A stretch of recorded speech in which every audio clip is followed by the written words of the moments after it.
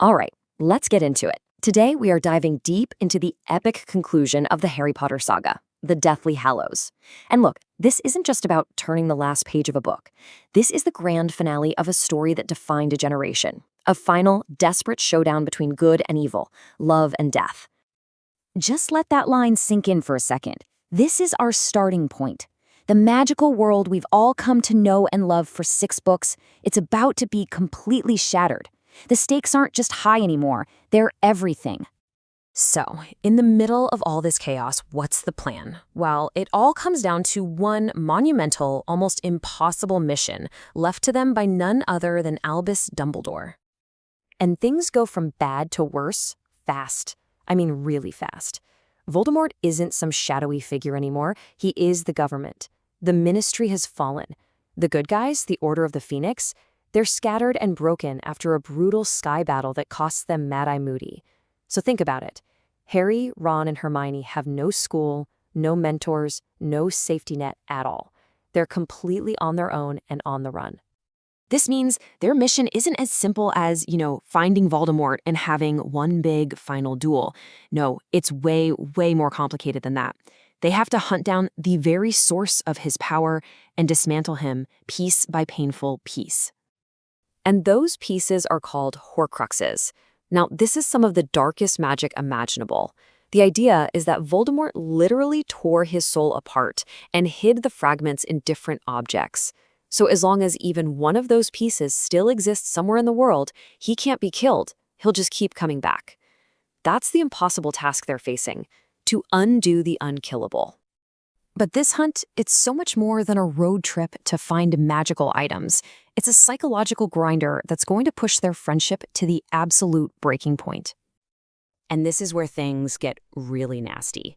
The Horcrux they're carrying, this locket, it's not just a piece of jewelry. It's active. It radiates this dark energy, and it gets inside their heads, amplifying every fear, every insecurity, every bit of jealousy, just poisoning their bond from the inside out. And eventually, it works.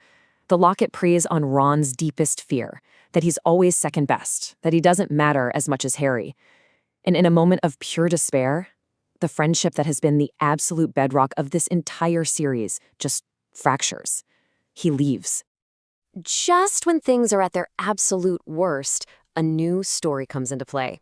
An ancient legend, actually, and it offers a completely different path, a new kind of power, and a massive temptation. We're talking about the Deathly Hallows. Now, you gotta understand the difference here.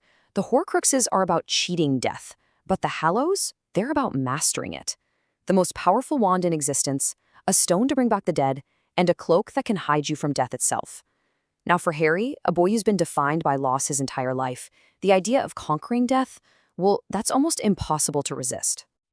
And this right here is the story's big philosophical choice. You've got Dumbledore's plan, the Horcrux quest. It's about sacrifice, about accepting loss, and about dismantling evil. But then you have this other path, the Hallows quest, which is all about gaining power and dominating death. So Harry is stuck right in the middle with a terrifying question. Do you destroy your enemy's key to life, or do you become the master of death itself? And just as Harry hits rock bottom, he's literally drowning under ice, Ron comes back. Guided by a magical device from Dumbledore, he returns, saves Harry's life, and in this incredible act of redemption, he's the one who destroys the very Horcrux that drove him away. Their friendship isn't just patched up, it's forged into something even stronger. With the trio back together and their goal clearer than ever, all roads finally lead to one place for the final, inevitable confrontation, Hogwarts. The battle is just pure chaos. The castle that was their home is now a war zone. And the losses, they are absolutely devastating. We lose people we love, Fred, Lupin, Tonks. And it's a brutal reminder of the real cost of war. Then, in the middle of all of it, Harry learns a truth so terrible it changes everything, and it leads him to walk willingly to his own death, to make the ultimate sacrifice. And that decision, well, it brings us to the absolute thematic core of the entire series, where the biggest secrets are finally revealed. And here it is, the most devastating truth of all.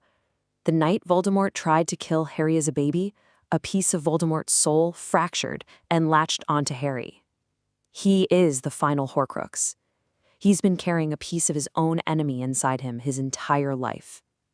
Which means, for Voldemort to finally be mortal, Harry has to die. But this was Dumbledore's plan all along. See, by walking to his death willingly to save everyone else, Harry unleashes the same ancient powerful magic his mother used to protect him. It's a magic born from love and sacrifice, something Voldemort could never, ever understand. And that magic is what allows Harry to survive the killing curse a second time and come back for the final fight. Okay, but there is one last massive piece to this puzzle. A man who has been a mystery, a tormentor, a hero, a villain. Severus Snape. Where did his loyalty truly lie? And the answer is one of the most tragic and complex character arcs in all of literature. Everything Snape did, every cruel word, every brave act, was driven by his deep, lifelong love for Harry's mother, Lily. After Voldemort killed her, he dedicated his life to protecting her son, acting as Dumbledore's double agent at enormous personal risk. He was never Voldemort's man. He was Dumbledore's through and through. After all that darkness, all that loss, the story gives us one last gift. It jumps forward one last time to show us the world they fought so hard to build. 19 years later. Almost 2 decades have gone by. An entire generation has grown up in peace. And the final image we're left with is our heroes, now adults, back at platform 9 3/4.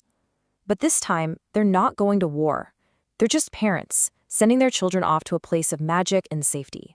It's a quiet, beautiful, profound victory. And with that iconic final line, the story comes to a close. The scar, that constant, physical connection to Voldemort, to a lifetime of trauma, is finally quiet. The war is truly over. All is well. Which leaves us with one final thought to chew on. The story gives us Snape, a man completely driven by the love he was given, and Harry, a boy defined again and again by the choices he makes. It's a question that sits at the very heart of the entire saga, and it really makes you wonder, what's ultimately more powerful, the love that shapes us or the choices we make ourselves?